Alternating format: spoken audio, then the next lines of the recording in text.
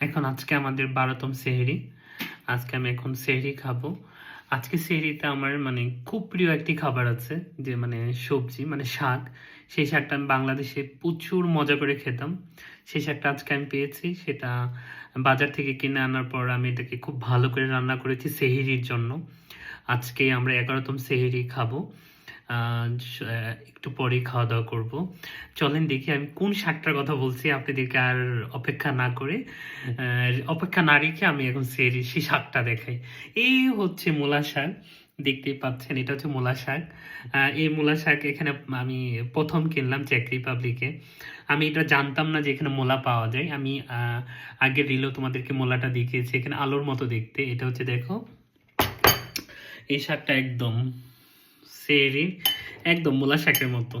খুবই টেস্ট হবে আশা করি, আই হোপ। মানে তারপর আমি একটু খেয়ে দেখি, ভাত দিয়ে পরে খেবো, যেহেতু সেরি এখনো শুরু হয়নি। ওকে।